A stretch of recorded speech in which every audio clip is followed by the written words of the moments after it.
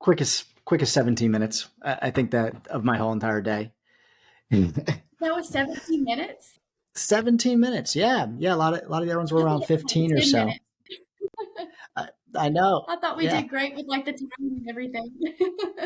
We were doing good, but you know, you could see you both get so excited about certain things. So it's awesome. Did you have you used the Magic Studio yet? Like played around with it like Yeah. in Well, detail?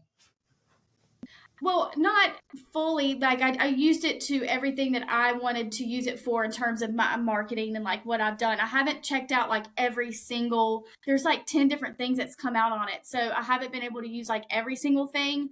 But so far, everything that I've used has been fantastic. Like I've used the Brand Hub. I've used the Gen Mm, AI and prompting. That's the main thing that has changed the game because it can yeah. also take all the material that you've created in the past, so your projects and stuff, and it can take what it knows about you and how you market and make it even more customizable and accurate to what you're looking for in Wow. terms of like your brand. Yeah. I'll have to play around with this. And then, Charlie, do you believe that professional designers' jobs are safe? That's an interesting question because the I believe that at the very high upper level, Mm-hmm. those jobs are safe. But there's a big kind of middle ground where jobs are where well at the kind of at the low level you could probably people who just need to just do something very quick and not pay for Canva professional. Those jobs are people whose that is part of their jobs, probably still going to have to do that. But I do think that there's going to be a very large middle skill area that tools like this are just going to replace. And they there's always going to be a market for the best of the best Mm-hmm. because the generative AI is by definition not innovative. It's not an innovative tool. It is a repetition tool. So, and if you're doing a lot of stuff that is repetitive, just changing themes, this will just do that for you. So so when they say it's not going to, I don't think I think there are I don't it's not going to replace every job in this industry, but it is going to replace a lot of them. And that's what they said I something agree with similar that. where they said, hey, look, humans are still more creative.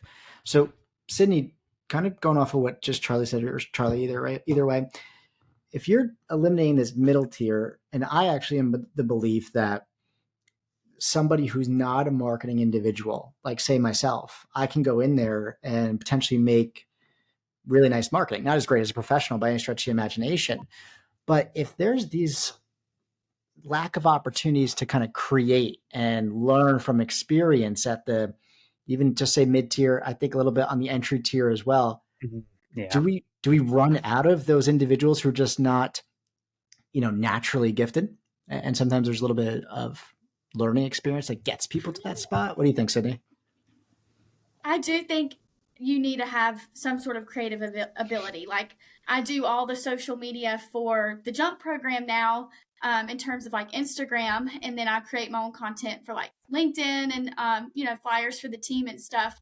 And I did not come from a marketing background at all. Like I had no experience, and it was just something that I realized that I was good with over time, creating my own flyers for my own personal branding and through LinkedIn and for my recruiting.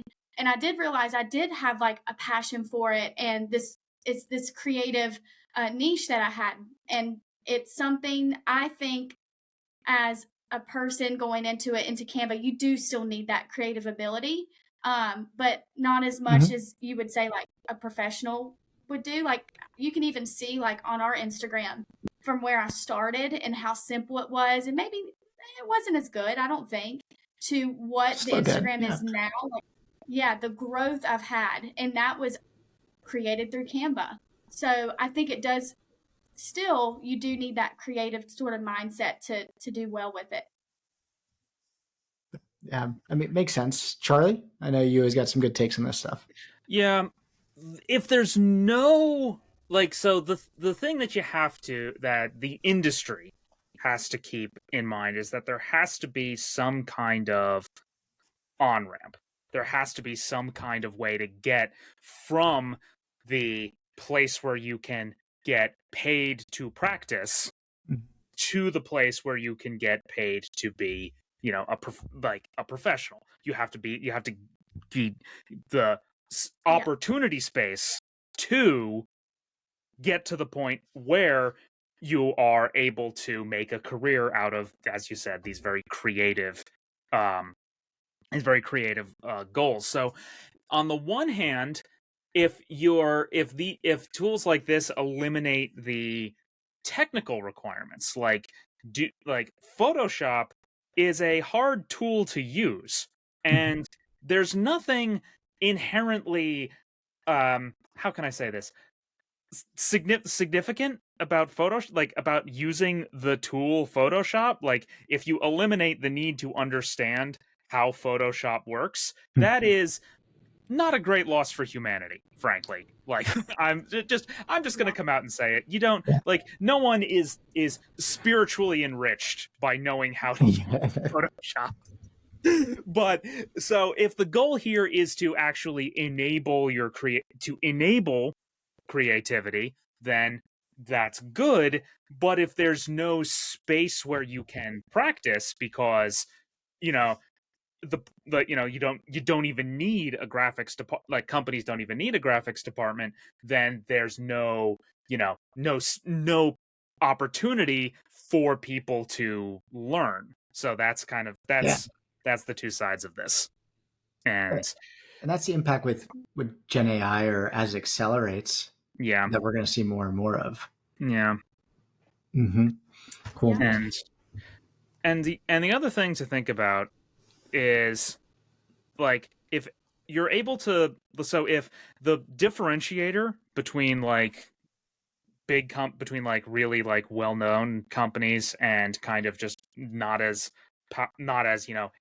resource rich companies was the ability to create, like, to pay the best graphic designers to do really slick marketing campaigns, but now everyone can do really slick marketing campaigns, is everyone's eyes just going to start glazing over the really slick marketing campaigns now? You know what I mean? That's interesting, right? Because there's less subject matter experts, right? To make it different. Positive of what you just said, though, is smaller companies now could escalate or enhance their stuff. Right? Interesting. Sydney, I you will want to add? say, like, in terms of the job market, and I do think we're definitely still going to need the specialists, the ones that can still use Photoshop and they have experience with, like, because there's like a lot of psychology behind making a design, and how eye-catching, like, what's the motive, what's the message. And I do think we still need people that have that sort of mind, that is able to content create, but then also take that psychology or aspect of it, and what is a viewer, what's going to make the viewer view the entire video, sort of thing. That takes someone that knows what they're doing. So we still need higher ups in marketing, for sure, going back from what Charles said earlier. It's interesting that you brought that up. Actually, a conversation Charlie and I had, you may have seen, about product mindset, and we were discussing that. And they're implementing that kind of marketing for products. So I have a color psychology, choice architecture, and I think there's another a law, Gestalt law, I believe. And it's turning into a business approach, right? So we're not teaching marketers necessarily product mindset, but developers. And so we're getting that infused. So it's pretty interesting, of all these different areas that are kind of taking bits and pieces of marketing. I almost wonder if it's, Charles, in the testing world, right? Developers test now, right? Is it going to be something where this type of stuff, marketing aspects with these tools, are going to be just assume that almost every other person can do some basic version of that? Probably, yeah. Yeah.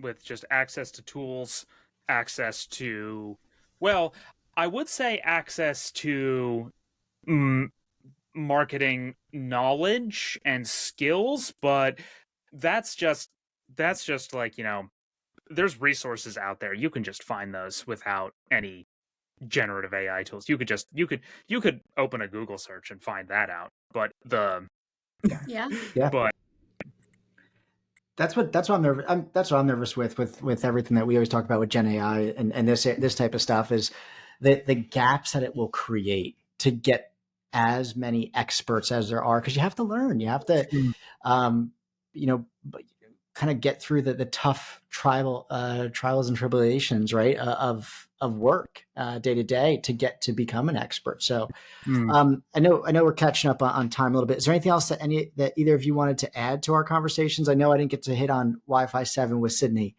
but anything you guys didn't get a chance to say? I don't think so. All I got from the Wi-Fi, because I'm not techie like that, was that it's going to be faster. yeah, that's that from a user perspective, that's what you had to take. That's about it. Yep. So I didn't even know, like, when I started looking at this, Sydney, I was in your boat, right? And Charlie, I don't know if you knew about this, but Wi-Fi 6 came out 4 years ago. Mm-hmm. And then they did an upgrade called Wi-Fi 6E 2 years ago. Mm-hmm. When I was looking at this article, I didn't even know there was a number after Wi-Fi, right? Or a version. I just assumed, I guess, that it just keeps enhancing without being named.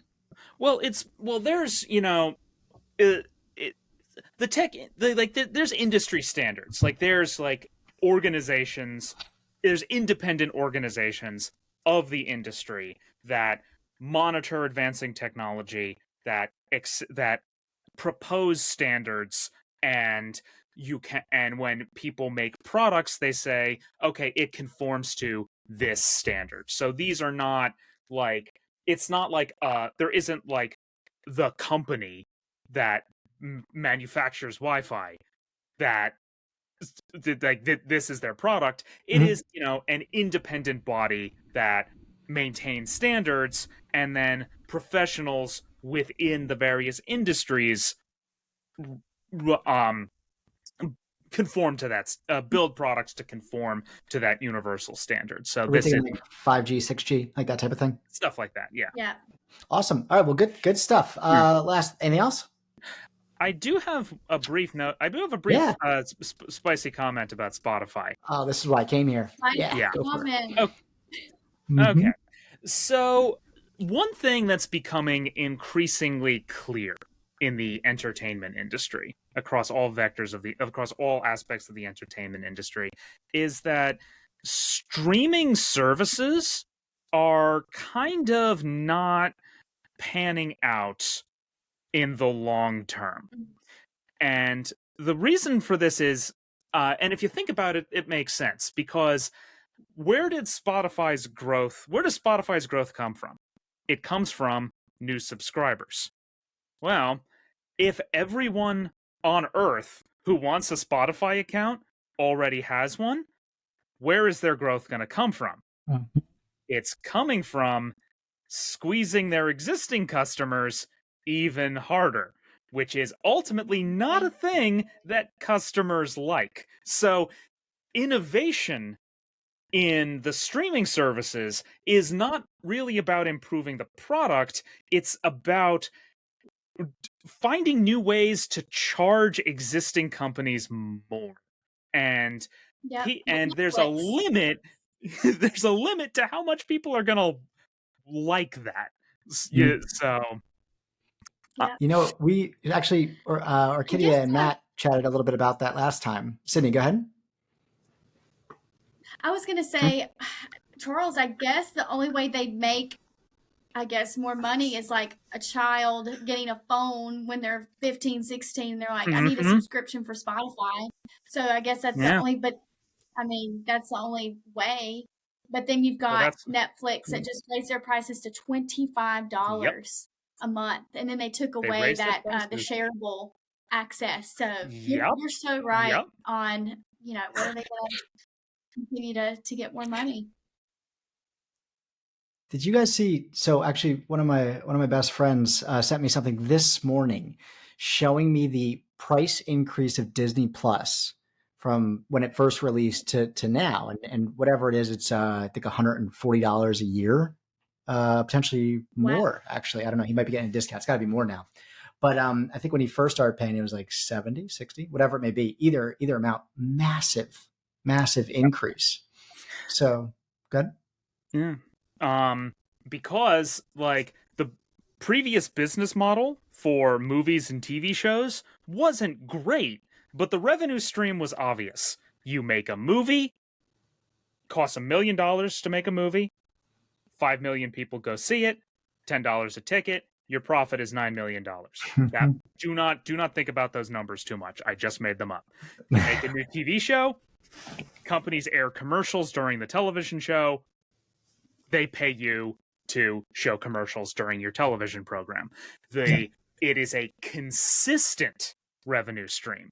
Whereas in streaming services, you pay $1 million to make a movie, $1 million worth of people don't sign up for Netflix just to see this new movie you spent money on. So the revenue, so now so they're in kind of a monetary bind as the number of subscribers the potential subscribers starts to hit the cap. And here's Spotify with, hey, here's some premium features that maybe they're nice. Here, we'll charge you extra for them.